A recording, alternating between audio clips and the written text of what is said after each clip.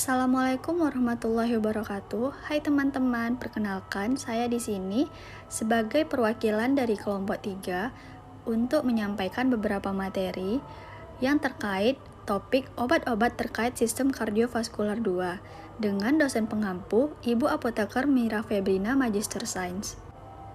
Kelompok 3 terdiri dari 9 anggota. Yang pertama ada Amelia Putri, lalu Delia Zafira, Vira Mariska, Muti Rahmayani Nur dengan saya sendiri, Nur Hapipah, Lina Nurmita, Putri Serly, Tiara Restiana, dan Virginesia. Nah, pada video kali ini akan dibahas beberapa obat mengenai sistem kardiovaskular 2. Yang pertama ada obat diuretik, yang kedua ada obat hipolipidemik, yang ketiga obat sistem koagulasi darah, yang keempat obat syok dan hipotensi, yang kelima obat gangguan sirkulasi darah. Diuretik adalah zat-zat yang bekerja secara langsung pada ginjal sehingga akan dihasilkan volume urin dalam jumlah banyak seiring dengan penurunan kadar NaCl. Penggolongan obat diuretik antaranya yang pertama itu diuretik kuat. Diuretik kuat atau high saline diuretics mencakup sekelompok diuretik yang efeknya sangat kuat dibandingkan dengan diuretik lain. Tempat kerja utamanya di bagian epitel tebal Ansa Henle bagian ascendent, karena itu kelompok ini disebut juga kelompok lob diuretik. Bekerja dengan mencegah reabsorpsi natrium, klorida, dan kalium pada segmen tebal ujung ascendent Ansa Henle nefron melalui inhibisi pembawa klorida. Mekanisme kerja, secara umum dapat dikatakan bahwa diuretik kuat mempunyai mula kerja dan lama kerja yang lebih pendek dari tiazid. Diuretik kuat terutama bekerja pada Ansa Henle bagian ascendant pada bagian dengan epitel tebal dengan cara menghambat kontransport Na+, K+, Cl- dari membran lumen pada first ascendant Ansa Henle. Karena itu reabsorpsi Na+, K+, Cl- menurun. Yang kedua ada diuretik derivat tiazid. Senyawa tiazid menunjukkan kurva dosis yang sejajar dan daya kloretik maksimal yang sebanding bekerja pada bagian awal tubulus distal atau nefron. Obat ini menurunkan reabsorpsi natrium dan klorida yang meningkat ekskresi air, natrium dan klorida. Selain itu, kalium hilang dan kalsium ditahan. Obat ini digunakan dalam pengobatan hipertensi, gagal jantung ringan, edema, dan pada diabetes insipidus nefrogenik. Mekanisme kerja dari tiazid ini bekerja pada tubulus distal untuk menurunkan reabsorpsi Na+, dengan menghambat kontransporter Na+, Cl- pada membran lumen. Farmakokinetiknya yaitu absorpsi diazid melalui saluran dicerna baik sekali. Umumnya efek obat tampak setelah 1 jam. Distribusikan ke seluruh ruang ekstrasel dan dapat melewati sawar urin. Dengan proses aktif, tiazid diekskresi oleh sel tubuli proksimal ke dalam cairan tubuli. Biasanya dalam 3-6 jam sudah diekskresi dari badan. Lalu ada diuretik hemat kalium. Diuretik yang mempertahankan kalium menyebabkan diuresis tanpa kehilangan kalium dalam urin, yang termasuk dalam kelompok di antara lain aldosteron, trimethophan, dan amilorid. Berdasarkan cara kerjanya, penggunaan diuretik hemat kalium dalam penanganan masalah kardiovaskular bertujuan untuk yang pertama, mencegah kondisi kekurangan kalium atau hipokalemia yang dapat terjadi akibat penggunaan diuretik lainnya. Yang kedua, menangani gagal jantung. Pasien gagal jantung dapat mengalami sesak akibat penumpukan cairan di paru-paru. Mengendalikan asites, yaitu penumpukan cairan di dalam rongga perut akibat masalah kesehatan lainnya seperti sirosis hati atau kanker. Lalu menurunkan tekanan darah tinggi, biasanya dikombinasikan dengan obat lainnya. Antagonis aldosteron mekanismenya yaitu menghambat kompetitif terhadap aldosteron, bekerja di tubulus renalis rectus untuk menghambat reabsorpsi Na+, sekresi K+, dan sekresi H+. Farmakokinetik dari antagonis aldosteron yaitu 70% pironalakton oral diserap di saluran cerna, mengalami sirkulasi enterohepatik dan metabolisme lintas pertama. Metabolik utamanya kankrenon. Kankrenon mengalami interkonversi enzimatik menjadi kakrenonat yang tidak aktif. Amilorid, kedua obat ini terutama memperbesar ekskresi natrium dan klorida, sedangkan ekskresi kalium berkurang pada ekskresi bikarbonat tidak mengalami perubahan. Lalu ada diuretik osmotik. Istilah diuretik osmotik biasanya dipakai untuk zat bukan elektrolit yang mudah dan cepat diekskresi oleh ginjal. Contoh dari diuretik osmotik adalah Manitol, urea, gliserin, dan isosorbit bekerja pada tubuli proksimal, ductus colligentes, dan ansa Henle. Lalu ada penghambat karbonik anhidrase. Obat ini bekerja pada tubulus proksimal, nefron, dengan mencegah reabsorpsi bikarbonat, hidrogen karbonat, natrium, kalium, dan air. Semua zat ini meningkatkan produksi urin yang termasuk golongan diuretik. Ini adalah asetozalamid, diklorofenamid, dan metzolamid. Selanjutnya, mekanisme kerja obat diuretik. Kebanyakan diuretik itu bekerja dengan mengurangi reabsorpsi natrium, sehingga pengeluarannya lewat kemih diperbanyak.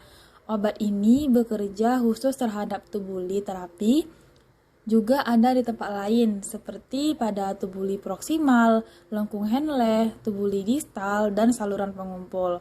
Untuk di tubuli proksimal, ultrafiltrat mengandung sejumlah besar garam yang pada tubuli proksimal ini akan direabsorpsi secara aktif untuk kurang lebih 70% antara lain ion Na+ dan air. Begitu pula dengan glukosa dan ureum. Yang kedua, lengkung Henle. Bumatenida dan netakrinat bekerja terutama pada lengkung Henle ini dengan merintangi transport Cl dan dengan demikian reabsorpsi Na+. Pengeluaran K+ dan air juga diperbanyak. Yang ketiga, pada tubuli distal, di bagian pertama segmen ini, Na akan direabsorpsi secara aktif pula tanpa air, hingga filtratnya menjadi lebih cair dan lebih hipotonis. Yang terakhir, pada saluran pengumpul, hormon antidiuretik atau ADH vasopresin dari hipofisis bertitik kerja di sini pada saluran pengumpul ini dengan jalan mempengaruhi permeabilitas bagi air dari sel-sel saluran ini. Selanjutnya, obat diuretik. Yang pertama ada diuretik kuat. Contoh obatnya ada asam etakrinat, yang mana indikasinya itu untuk edema yang terkait dengan CHF, sirosis hati, disfungsi ginjal, keganasan, dan edema paru. Efek sampingnya dapat menyebabkan ketulian sementara maupun menetap. Dosisnya tablet 25 dan 50 mg digunakan dengan dosis 50-200 mg per hari. Sediaan 4 berupa Na-etakrinat, dosisnya 50 mg atau 0,5 sampai 1 mg per kilogram BB. Yang kedua, diuretik dari fatty acid. Contoh obatnya ada hidroklorotiazid, yang mana indikasinya ini untuk pengobatan udem akibat payah jantung ringan sampai sedang. Efek samping dari obat ini, reaksi alerginya berupa kelainan kulit, purpura, dermatitis, disertai fotosensitivitas dan kelainan darah. Kontraindikasi dari obat ini pada pasien dengan kondisi anuria atau memiliki gangguan fungsi ginjal berat. Dosisnya dewasa itu 25 sampai 100 mg per hari, dapat dibagi dalam 1 sampai 2 jadwal konsumsi. Dosis maksimalnya 200 mg per hari. Obat ini dapat dikonsumsi 2 hari sekali atau 3 sampai 5 kali dalam seminggu. Yang ketiga ada diuretik hemat kalium. Contoh obatnya antagonis aldosteron atau spironolaktan untuk pengobatan hipertensi dan udem yang refrakter. Yang mana efek samping dari obat ini yaitu hiperkalemia yang sering terjadi bila obat ini diberikan bersama-sama dengan asupan kalium yang berlebihan. Kontraindikasinya yaitu anuria, gangguan ginjal, dan hiperkalemia. Dosisnya itu dalam bentuk tablet 25 sampai 50 dan 100 mg. Dosis dewasanya berkisar antara 25 sampai 200 mg. Yang ketiga, diuretik golongan osmotik. Contoh obatnya ada manitol, yang mana indikasinya itu untuk profilaksis gagal ginjal akut. Efek sampingnya dapat menimbulkan reaksi hipersensitif. Kontraindikasinya pada penyakit ginjal dengan anuria, kongesti atau udem paru yang berat. Dosisnya untuk menimbulkan diuresis, dosisnya itu 50 sampai 20 mg yang diberikan dalam cairan infus selama 24 jam dengan kecepatan infus sedemikian sehingga diperoleh diuresis sebanyak 30 sampai 50 ml per jam. Yang keempat, diuretik penghambat karbonik anhidrase. Contoh obatnya ada acetazolamid. Indikasinya itu untuk menurunkan tekanan intraokular pada penyakit glaukoma. Efek sampingnya pada dosis tinggi dapat timbul parestesia dan kantuk yang terus-menerus. Sedangkan kontraindikasinya itu acetazolamid dikontraindikasikan pada sirosis hepatis karena menyebabkan disorientasi mental pada penderita sirosis hepatis. Dosisnya itu acetazolamid ini tersedia dalam bentuk tablet 125 mg dan 250 mg untuk pemberian secara oral. Obat sistem kardiovaskular selanjutnya itu ada antikoagulan. Antikoagulan adalah obat yang digunakan untuk mencegah pembekuan darah dengan jalan menghambat fungsi beberapa faktor pembekuan darah. Antikoagulan ini diperlukan untuk mencegah terbentuk dan meluasnya trombus dan emboli, maupun untuk mencegah bekunya darah di luar tubuh pada pemeriksaan laboratorium atau transfusi. Antikoagulan digunakan untuk mencegah pembekuan darah dengan jalan menghambat pembekuan atau fungsi beberapa faktor pembekuan darah. Berikut faktor pembekuan darah. Faktor 1 fibrinogen, faktor 2 protrombin, 3 tromboplastin, 4 kalsium, 5 akselerator plasma globulin, 7 akselerator konversi protrombin serum, 8 globulin antihemofilik atau AHG, 9 faktor Christmas, 10 faktor Stuart Power, 11 pendahuluan tromboplastin plasma atau PTA,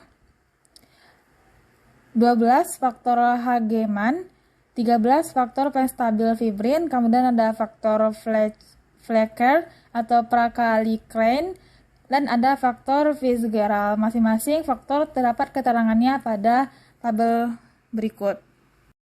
Pengelompokan obat antikoagulan. Yang pertama, heparin.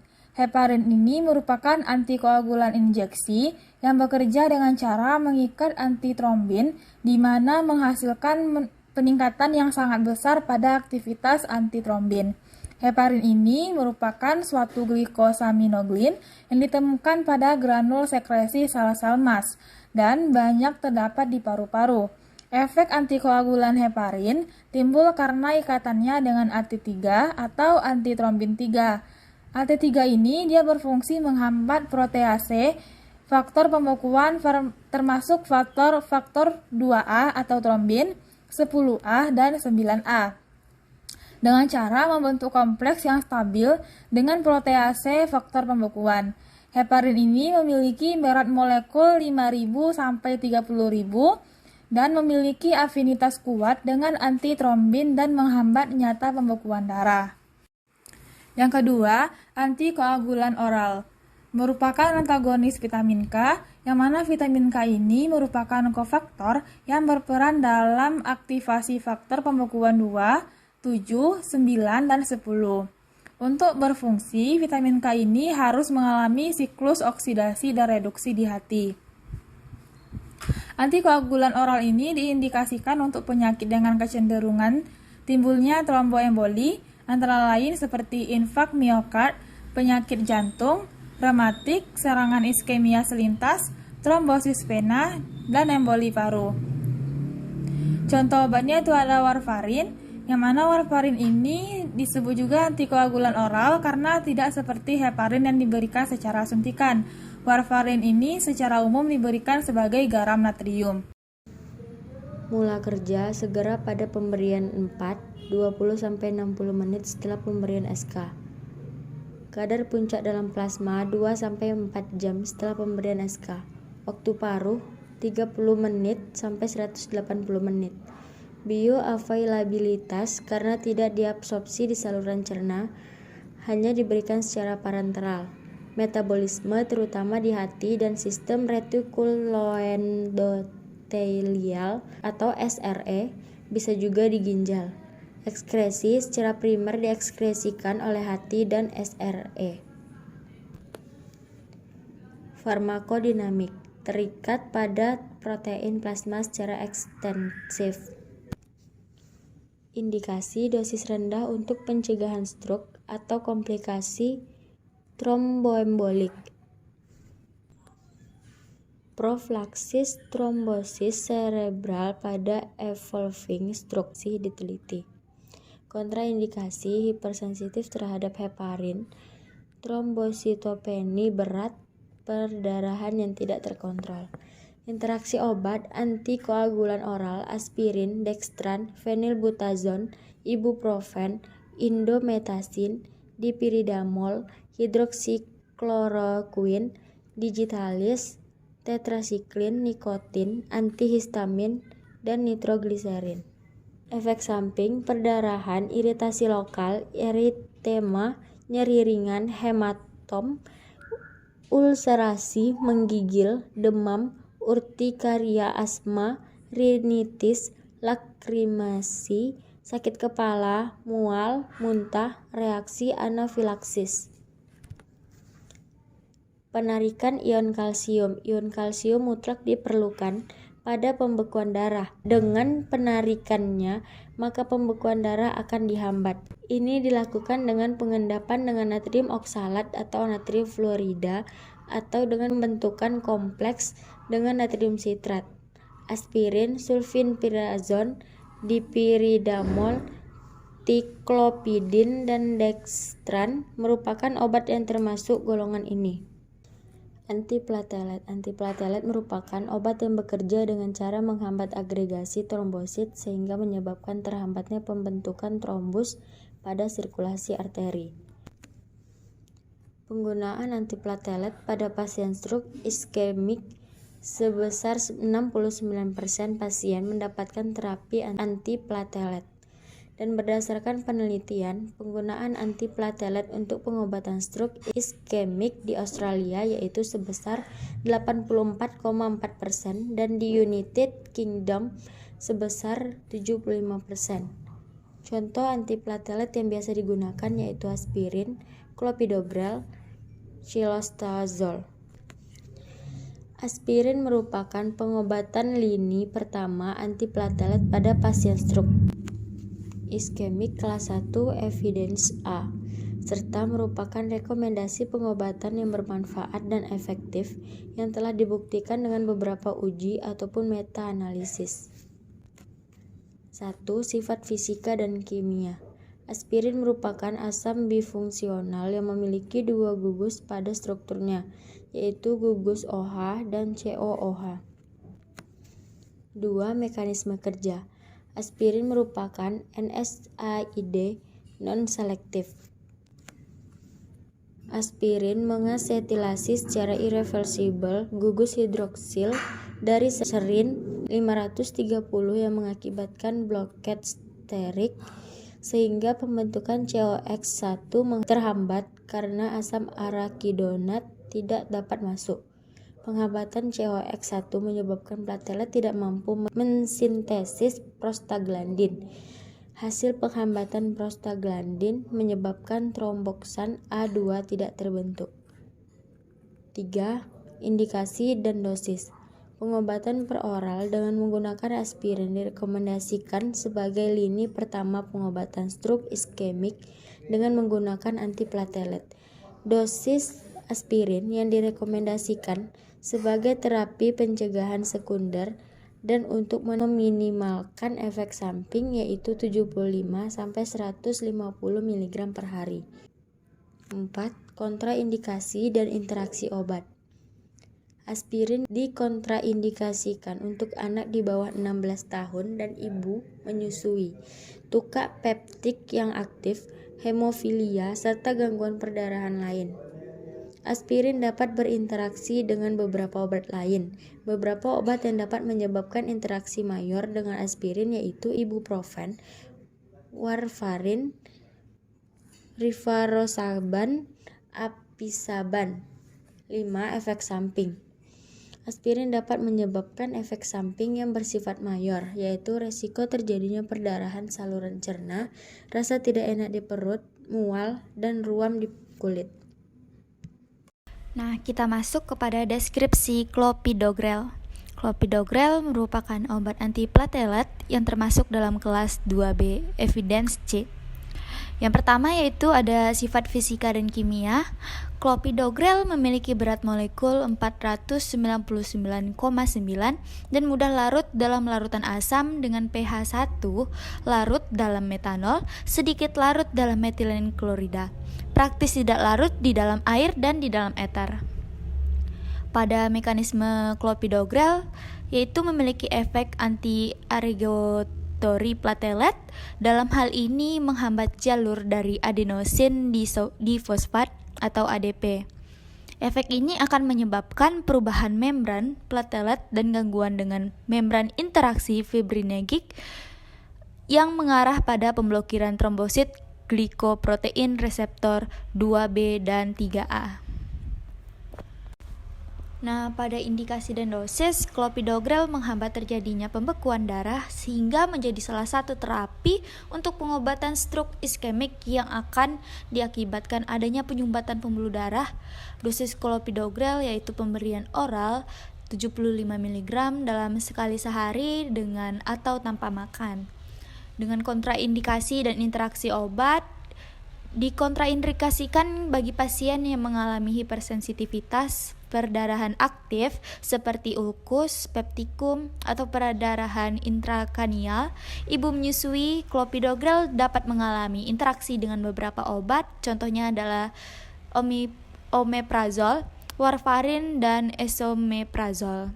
Dengan efek samping, clopidogrel memiliki efek samping mayor berupa dispepsia, nyeri perut, diare, dan peredaran darah saluran cerna. Selanjutnya kita masuk kepada deskripsi kilostazol. Kilostazol merupakan obat antiplatelet yang termasuk dalam kelas 2B, evidence C. Kegunaan kilostazol untuk pengobatan pasien stroke iskemik akut. Dengan sifat kimianya, kilostazol memiliki rumus kimia C2, OH27, N5, dan O2, dan memiliki berat molekul 369,46. Berbentuk kristal atau serbuk kristal, memiliki kelarutan yang rendah dalam metanol dan etanol. Praktis larut dalam air dengan HCl 0,1 N dan NaOH 0,1 N. Dengan mekanisme kerjanya yang bekerja dengan cara menghambat enzim 3 fosdiesterase sehingga akan meningkatkan siklik AMP intraseluler dan akibatnya adalah penghambatan agregasi platelet. Selanjutnya ada indikasi dan dosis. Kilostazol terbukti efektif digunakan untuk mengatasi penyakit pembuluh darah perifer, termasuk efektif untuk mencegah kekambuhan stroke iskemik. Dosis pemakaian kilostazol pada orang dewasa yaitu 200 mg untuk 2 kali sehari, 30 menit sebelum atau 2 jam setelah makan.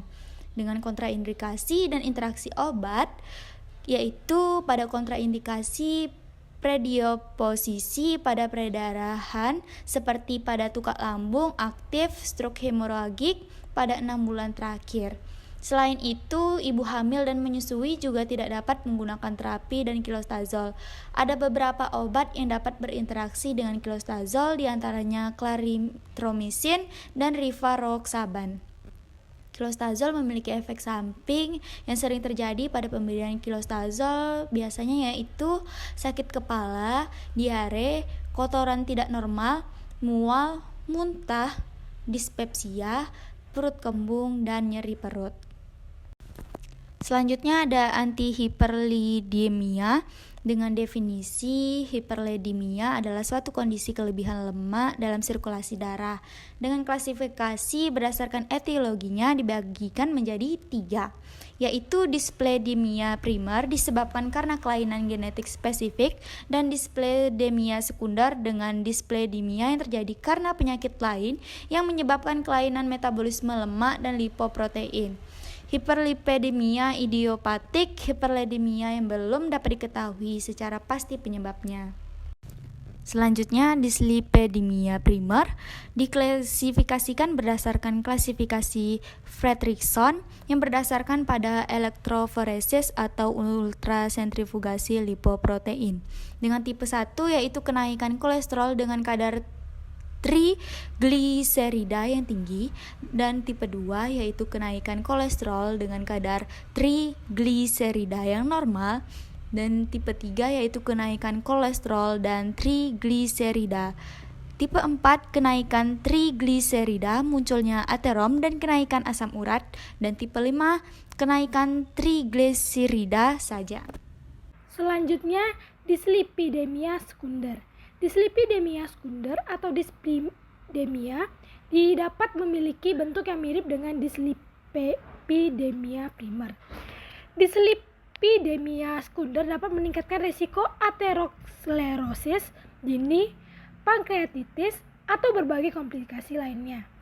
Tanda dan gejalanya yaitu ada santoma, santellasma, nyeri dada, nyeri perut, hepatosplenomegali, kadar kolesterol, atau trigliserida tinggi, serangan jantung, obesitas, intoleransi glukosa, lesi menyerupai jerawat pada sekujur tubuh, plak, ateromatosus pada pembuluh darah arteri, arcus senilis, dan stomata.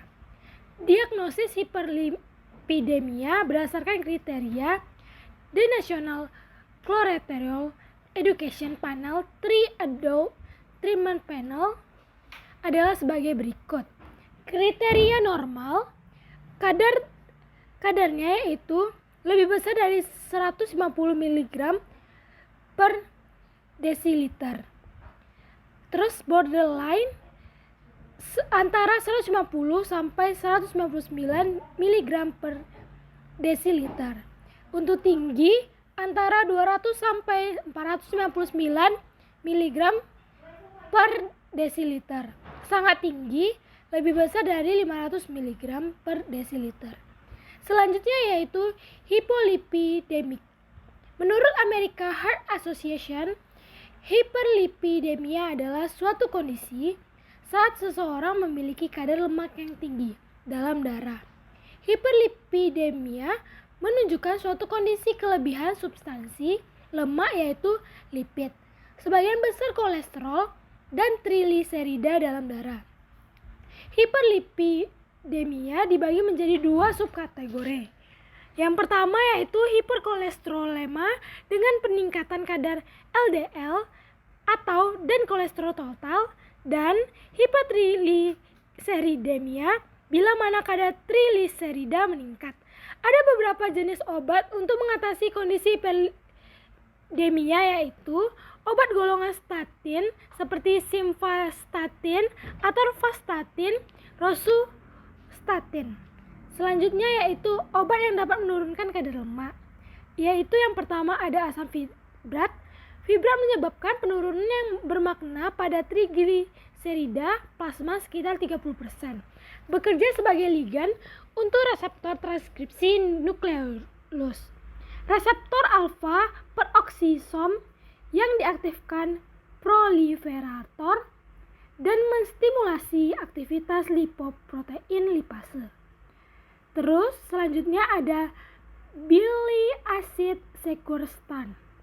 Obat ini bekerja dengan cara mengikat asam empedu dalam saluran cerna dan mempengaruhi siklus enterohepatik. Selanjutnya adalah penghambat HMG CoA reduxtrase.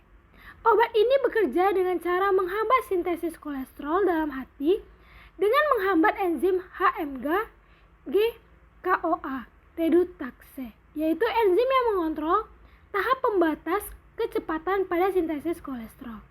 Selanjutnya yaitu ada asam nikotinat. Asam nikotinat bekerja dengan menghambat enzim hormon sensitif lipase di jaringan adiposa. Selanjutnya, shock dan hipotensi.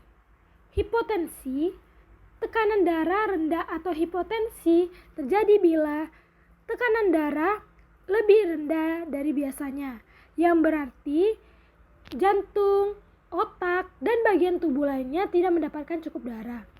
Gejala-gejalanya yaitu seperti penglihatan kabur, kebingungan, pingsan, pusing, kantuk, lemas. Terus terdapat contoh obat shock yaitu seperti cairan isotonik NaCl 0,9% atau ringer laktat. Terus juga terdapat contoh obat hipotensi seperti midodrine, fludrocortisone, katekolamin. Materi selanjutnya yaitu tentang gangguan sirkulasi darah. Vasodilator adalah obat pelebar pembuluh darah yang membuat aliran darah mengalir lebih lancar.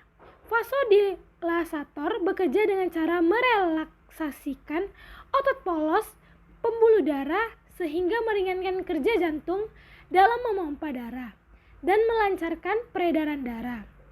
Obat vasodilator biasa digunakan untuk menangani berbagai masalah kesehatan yang berhubungan dengan sistem kardiovaskular, seperti penyakit jantung, angina, gagal jantung, mencegah stroke, dan hipertensi.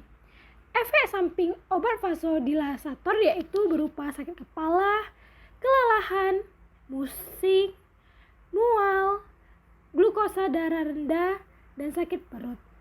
Selanjutnya yaitu ada mekanisme kerja obat gangguan sirkulasi darah. Yang pertama ada angiotensin converting enzyme atau disingkat ACI inhibitor.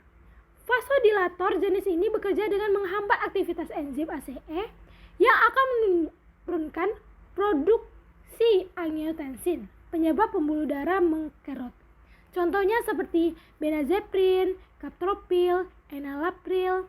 Selanjutnya ada calcium channel blocker atau disingkat CCB. CCB atau antagonis kalsium inilah yang akan mencegah dengan menghambat kalsium masuk ke dalam sel-sel otot. Contoh obat-obatnya itu seperti amlodipin, clofidipin, dan diltiazem. Selanjutnya yaitu ada angiotensin receptor blocker atau disingkat dengan ARB. Vasodilator ARB berfungsi untuk menghalangi angiotensin agar tidak menempel pada otot pembuluh darah. Proses ini juga akan menyebabkan terjadinya vasodilatasi. Contoh obatnya seperti azilsartan, kadesartan, dan eprosartan. Selanjutnya ada nitrat. Nitrat yang masuk ke dalam tubuh akan dikonversi menjadi nitrogen monoksida. Nitrogen monoksida dapat mendorong zat kimia yang lainnya untuk membantu melebarkan pembuluh darah. Biasanya, obat jenis ini digunakan untuk mengatasi gangguan angina atau nyeri dada. Contoh obatnya itu seperti nitrogliserin, yaitu ada gonitro, nitrobit, nitromis, nitrolingual, nitrostat, dan nitrobit. Sekian dari presentasi dari kelompok kami. Saya ucapkan terima kasih.